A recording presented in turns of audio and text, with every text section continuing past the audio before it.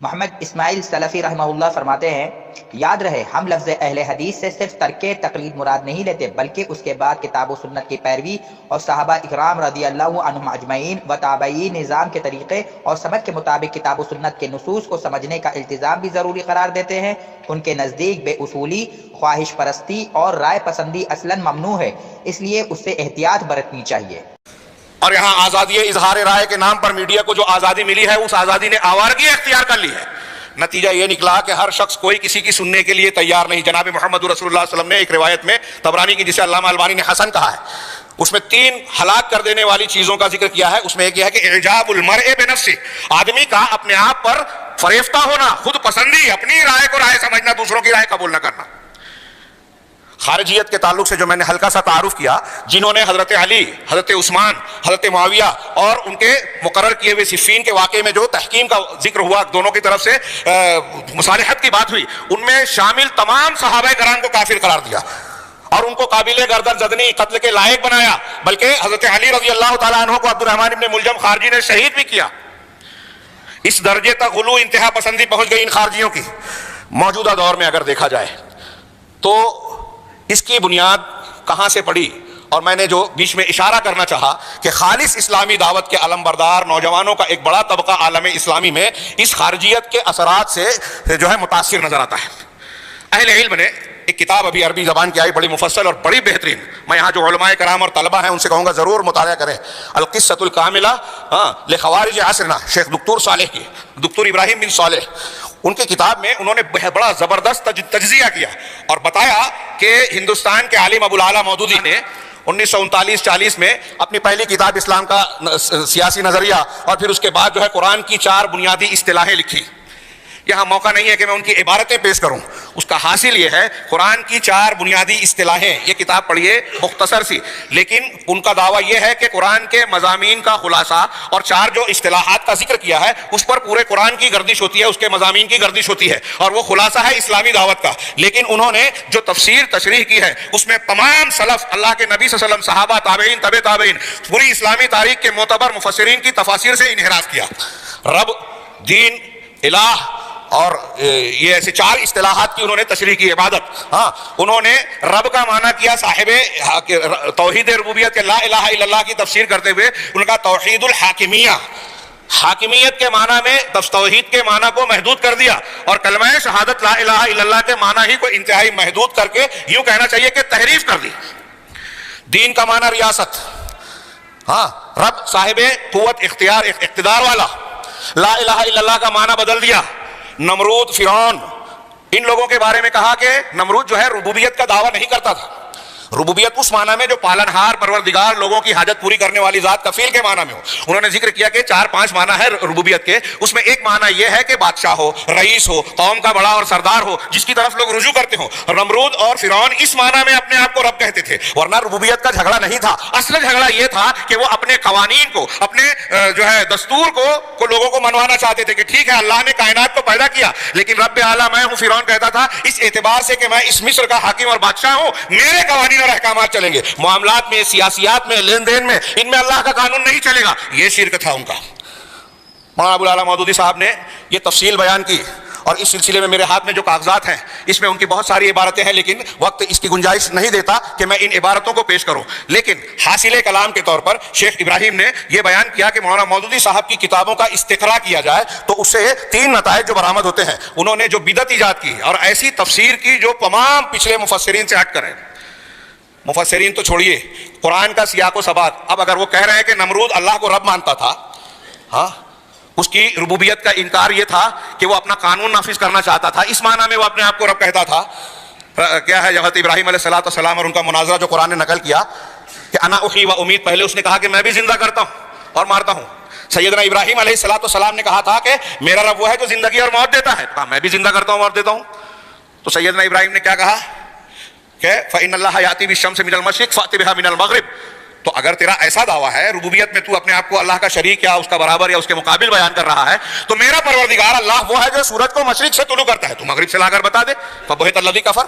تو کہنا یہ چاہیے کہ مولانا مودودی قرآن کا جو تشریح وہ کر رہے ہیں نمرود کے جس فکر کا، وہ سیدنا ابراہیم علیہ السلام بھی نہیں سمجھے تھے، اور تو اور نعوذ باللہ اللہ بھی نہیں سمجھا کہ حضرت ابراہیم علیہ السلام سورج کے مغرب سے نکالنے کا وہ مطالبہ کر رہے ہیں جس کا تعلق قانون سے نہیں ہے، نظام کائنات سے ہے نا۔ مودودی صاحب کہہ رہے ہیں کہ نظام کائنات والی ربوبیت کے بارے میں نمرود کا عقیدہ بگڑا ہوا نہیں تھا، لیکن حضرت ابراہیم کا سوال بتا رہا ہے کہ حضرت ابراہیم اس کی اسی بات کا رد کرنے کے لیے کہہ رہے ہیں کہ سورج کو مغرب سے نکال کر بتا، اور وہ مبہوت ہو گیا۔ تو مطلب یہ کہ انہوں نے عربی زبان، قرآن کے سیاق و سباق، علماء مفسرین سے انحراف کر کے یہ نتائج برآمد کیے۔ تفصیل میں نہ جاتے ہوئے حاصل کلام کے طور پر شیخ ابو العلا مودودی کے جو افکار، نظریات، اور انہوں نے اسلام کی جو سیاسی تفسیر کی، جو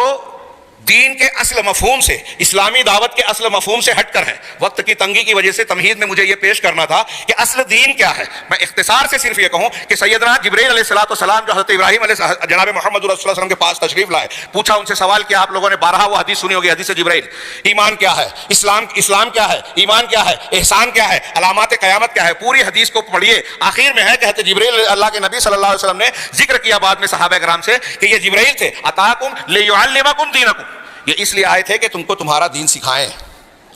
تو اس حدیث جبرائیل میں ایمان، اسلام، احسان، علامات قیامت کی جو بنیادیں ہیں، یہ ایمان ہے، اس میں توحید بھی ہے، نماز روزہ ارکان اسلام بھی ہے، ایمان کی مبادیات ہیں، ان مبادیات یا بنیادوں کے ساتھ ان کے تابع کی چیزیں بھی ہیں، ایمان بالآخرہ، عبادت، یہ ساری چیزیں دین کا خلاصہ اور بنیادیں ہیں جو پوری زندگی کو اپنے گھیرے میں لیتی ہیں اگر غور کریں۔ حدیث جبرائیل پر اگر آپ تفصیل سے کئی دروس، صرف نماز کو لیجئے، نماز کی جو پابندیاں ہیں، مردوں اور عورتوں کی طہارت، کن چیزوں سے وضو ٹوٹتا ہے، کن چیزوں سے غسل لازم آتا ہے، کن چیزوں سے اور کیا طہارت میں کمی آ جاتی ہے، جگہ کے آداب، نماز کا ذکر کیا تو نماز سے متعلق ساری چیزیں اس میں آ گئی، صاف صفائی تک بھی، کپڑے اور لباس کے احکامات بھی، جگہ اور مسجد کے احکامات بھی۔ اس طریقے سے حدیث جبرائیل میں پورا دین سمٹا ہوا ہے، دین کی بنیاد ہے۔ اور جو سیاسی اسلام کی تفسیر کی گئی، اس میں توحید کا معنی ہی تبدیل کر دیا گیا، شرک کے معنی ہی کو بدل دیا گیا۔ انبیاء کرام علیہ السلام کی دعوت کا جو معنی، مفہوم، طریقہ قرآن سنت نے بیان کیا، جس کو پوری امت اسلامیہ کا ایک عظیم ترین ورثہ مانا جاتا ہے، اس ورثے کو ہی تبدیل کر دیا گیا۔ مولانا ابو العلا مودودی نے یہ جو تفسیر کی، اس کا خلاصہ بیان کرتے ہوئے دکتور نے، شیخ ابراہیم نے کہا کہ ان کے پیش کردہ مضامین کا خلاصہ 3 نکات میں اگر سمیٹا جائے تو وہ یہ ہوتا ہے کہ مسلمان حکام جتنے بھی ہیں دنیا میں آج، مسلمان حکام، ہمارے یہاں اسلامی حکومت نہیں ہے تو یہ نہ سمجھے کہ میں یہاں کی بات نہیں کر رہا ہوں، کسی نہ کسی شکل میں یہاں کے بارے میں بھی وہ بولتے ہیں کہ آج دنیا میں جتنے بھی مسلمان حکام ہیں وہ سب کے سب کفار ہیں، طاغوت ہیں، جن کو ان کی حکومت سے ہٹا دینا اور حکومت چھین لینا واجب ہے، پہلا۔ دوسرا یہ کہ مسلمانوں کی سب سے عظیم ذمہ داری یہ ہے، سب سے عظیم ذمہ داری یہ ہے کہ جماعت المسلم، مسلمانوں کی ایک جماعت کو پیدا کیا جائے۔ اس کا مطلب یہ کہ آج جو موجودہ دور مسلمانوں کا معاشرہ اور سماج ہے، یہ مسلمان نہیں ہے، یہ کفر میں، شرک میں جی رہا ہے، جاہلی معاشرہ ہے، ان کو مسلمان بنایا جائے اور ایک مسلمان جماعت کو وجود دیا جائے، یہ دوسرا نقطہ۔ اور کہہ رہے ہیں تیسرا نقطہ یہ کہ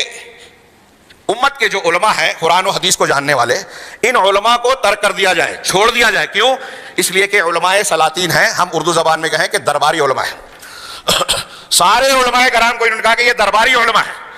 اور ان تفاسیر کو بیان کرتے ہوئے مولانا ابو العلا مودودی صاحب نے مختلف مقامات پر یہ لکھا کہ جو تفسیر، تشریح اور وضاحت میں کر رہا ہوں، حیرت ہوتی ہے کہ لوگوں نے اب تک اسے سمجھا ہی نہیں۔